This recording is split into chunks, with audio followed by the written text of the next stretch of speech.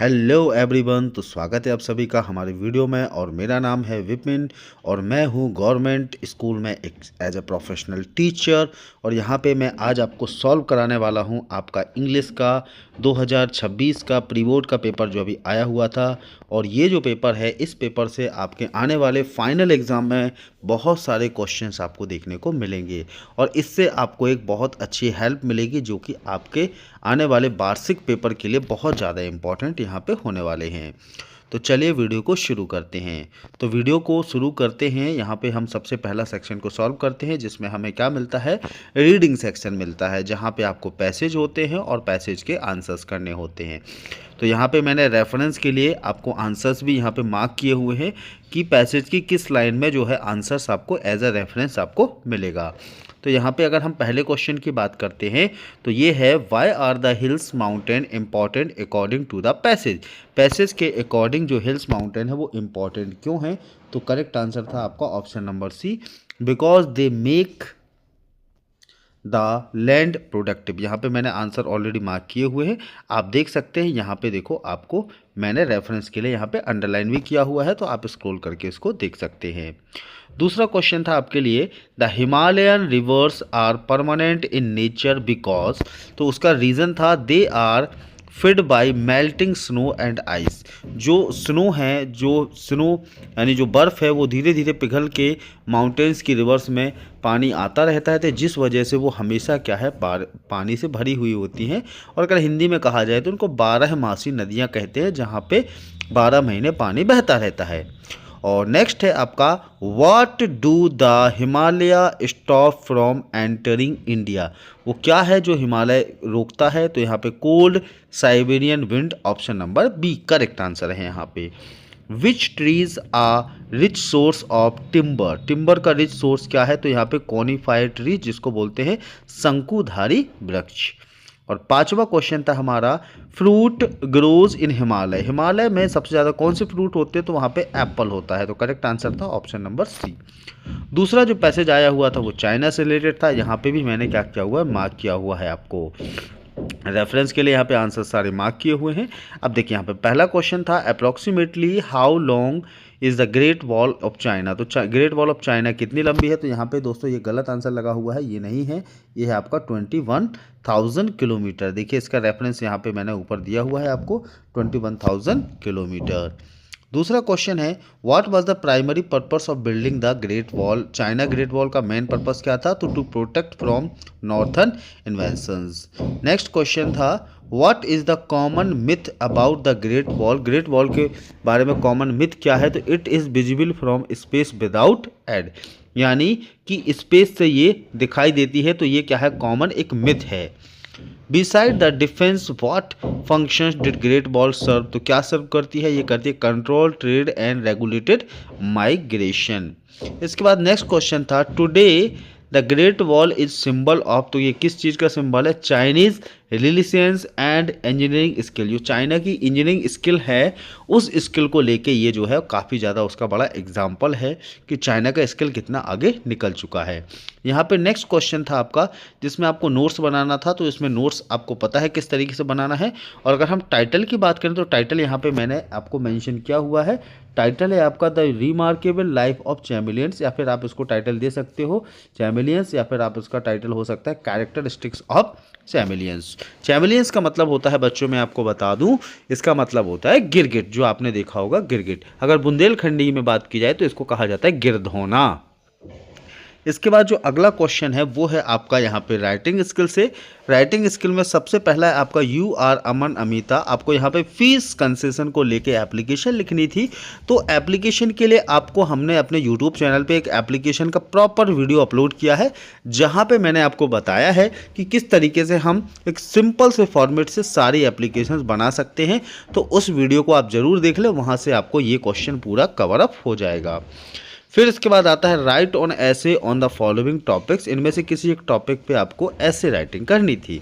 तो ऐसे राइटिंग के लिए value of games and sport आप इम्पॉर्टेंट है आपके लिए, और साइंस एंड मैन इम्पॉर्टेंट है आपके लिए, और इम्पॉर्टेंस ऑफ ट्रीज़। आप इन तीनों को कवर कर लीजिए तो आपके वार्षिक एग्जाम की तैयारी हो जाएगी। और इम्पॉर्टेंस ऑफ इंग्लिश जो है वो 10th में आता है, लेकिन 11th 12th के लिए बहुत ज़्यादा इम्पॉर्टेंट हो जाता है। इसके बाद नेक्स्ट है, आपको बेसिस ऑफ पिक्चर के आधार पे आपको क्या करना था, आपको बताना था कि इस पिक्चर में क्या है। पिक्चर राइटिंग से रिलेटेड क्वेश्चन था। तो यहाँ पे ये पिक्चर थी और पिक्चर राइटिंग्स के जो टॉपिक्स हैं वो आपको स्क्रीन पे दिखाई दे रहे होंगे। तो इस तरीके से आपको पिक्चर राइटिंग के पॉइंट्स जो हैं वो बना लेने थे। इसके बाद नेक्स्ट था आपका ग्रामर पोर्शन का। तो ग्रामर पोर्शन में पहला था my uncle teaches in university. तो यहाँ पे करेक्ट आंसर था ए, आ यूनिवर्सिटी यहाँ पे हो जाता करेक्ट आंसर। दूसरा है I have not bought Khalistan milk today. तो यहाँ पे आना था आपका एनी। देखो जनरली यहाँ पे आएगा क्या मच आएगा, लेकिन यहाँ पे नेगेटिव सेंटेंस था तो नेगेटिव सेंटेंस में एनी का इस्तेमाल किया जाता है। पॉजिटिव होता तो सम का यूज़ करते हैं। नेक्स्ट है when I was young I क्लम trees. तो यहाँ पे क्या हो जाएगा, कुड हो जाएगा। यहाँ पे पर्सन क्या बता रहा है, अपनी क्षमता को बता रहा है कि जब मैं यंग था तब मैं क्या कर सकता था, पेड़ पे चढ़ सकता था। तो पास्ट की क्षमता बता रहा है तो यहाँ पे कुड का इस्तेमाल होगा। अगर प्रेजेंट की क्षमता होती तो कैन का इस्तेमाल होता। नेक्स्ट है ही डाइड खालिस्तान कैंसर। तो यहाँ पे ओ एफ आपका करेक्ट आंसर हो जाएगा। जब भी कोई किसी बीमारी से डेथ होती है तो फिर हम यहाँ पे ऑफ का इस्तेमाल करते हैं। फिफ्थ क्वेश्चन है द अर्थ खालिस्तान राउंड द सन। ये जो सेंटेंस है ये यूनिवर्सल ट्रुथ का है और जितने भी यूनिवर्सल ट्रुथ के सेंटेंस होते हैं उनको हम प्रेजेंट इंडेफिनिट के अफर्मेटिव सेंटेंस में रखते हैं। और प्रेजेंट इंडेफिनिट अफर्मेटिव सेंटेंस में एस और यस लगता है तो यहाँ पे क्या हो जाएगा, मूव्स हो जाएगा। नेक्स्ट है we Khalistan to serve our nation. तो यहाँ पे क्या आ जाएगा, ऑट आ जाएगा।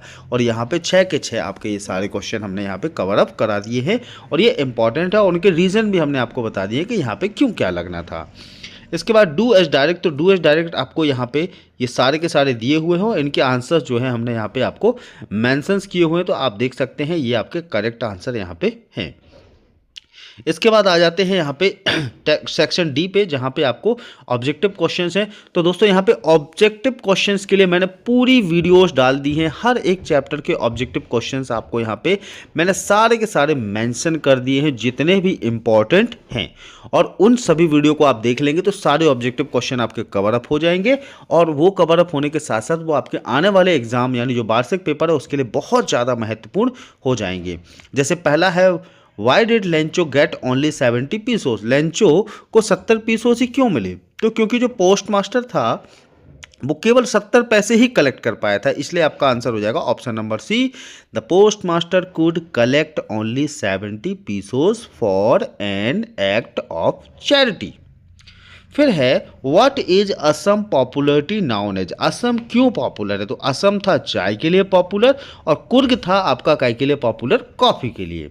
तो यहाँ पे इसका सही आंसर हो जाएगा option number A, tea country.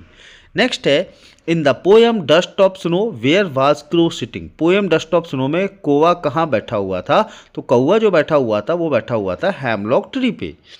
इसके बाद है Amanda want to be orphan. Amanda अपने आप को अनाथ क्यों समझना चाहती है, तो यहाँ पे to enjoy the freedom of an orphan has. जो फ्रीडम थी अमेंडा फ्रीडम के लिए अपने आप को ऑर्फन बनाना चाहती है।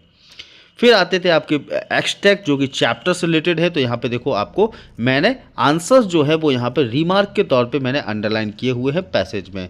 तो आप देख सकते हैं पहला क्वेश्चन है where the monthly account of the baker recorded. Baker जो है मंथली अकाउंट कहाँ पे रिकॉर्ड करते थे, तो ये रिकॉर्ड करते थे दीवालों पर। फिर है the baker and his family never stray because baking was profitable business था। यहाँ पे the bakers has family always strapped. तो हमेशा वो स्ट्रैप्ड रहते थे तो नहीं रहते थे, यहाँ पे करेक्ट आंसर है फॉल्स। और इसके लिए दोस्तों यहाँ पे मैंने आप सभी के लिए जो है क्लास 10th का वन लाइनर बिल्कुल इंपॉर्टेंट चैप्टर से जितने भी इंपॉर्टेंट पॉइंट्स हैं उनको लेके मैंने वीडियो बनाया हुआ है वन लाइनर। तो आप उसको देख सकते हैं, वीडियो यहाँ पे होगी आपको ऑल अबाउट, और उसका लिंक मैं नीचे डिस्क्रिप्शन में भी दे दूंगा, तो वहाँ से भी आप इस वीडियो को वॉच कर सकते हैं। फिर थी आपकी पोएम। तो पोएम से रिलेटेड यहाँ पे आया था द फॉग पोएम। तो पहला क्वेश्चन था the fog is compare. Fog को किससे कंपेयर किया गया था, तो ये कंपेयर किया गया था कैट से। The fog sits looking over. Fox कहाँ पे सिट किया जाता है, कहाँ पे बैठ जाता था, तो वो बैठ जाता था हार्बर एंड सिटी, यानी जो भी आसपास में पानी का स्रोत था, तालाब था, उसके ऊपर और शहर के ऊपर धीरे से बैठ जाता था। Name of the poet about text. इस पोएम के पोएट का नाम बताना था आपको, तो ये है कार्ल सैंडबर्ग इस पोएम के पोएट का नाम था। और यहाँ पे ये सारे के सारे क्वेश्चन आंसर आपको देखने को मिल रहे हैं। तो क्वेश्चन आंसर्स के लिए आपको जो हमारी इंपॉर्टेंट क्वेश्चन आंसर की सीरीज़ है उस सीरीज़ को आप देख लीजिए पूरा था। आपको वहाँ पे सारे आंसर्स जो है वो कवर अप हो जाएंगे। यहाँ पे क्वेश्चन नंबर 11 भी कवर किया है, उसमें क्वेश्चन नंबर 12 भी पूरा कवर हुआ है, क्वेश्चन नंबर 13 भी है आपको, और क्वेश्चन नंबर 14 और 15 और 16 सारे क्वेश्चन हमने वहाँ पे आपको कवर किए। सॉरी दोस्तों, तो यहाँ पे कवर हमने यहाँ पे सारे आंसर्स किए हुए हैं।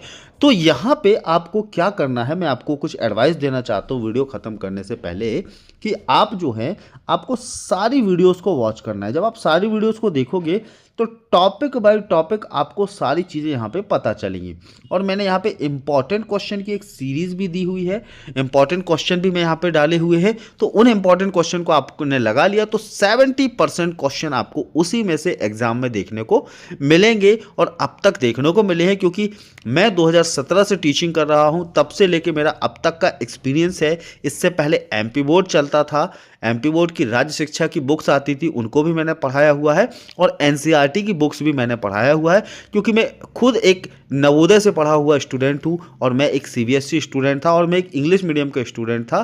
तो मुझे उन चीज़ों को अच्छे से पता है, मैंने स्टार्टिंग से उनको देखा हुआ है किस तरीके से क्वेश्चंस बनते हैं।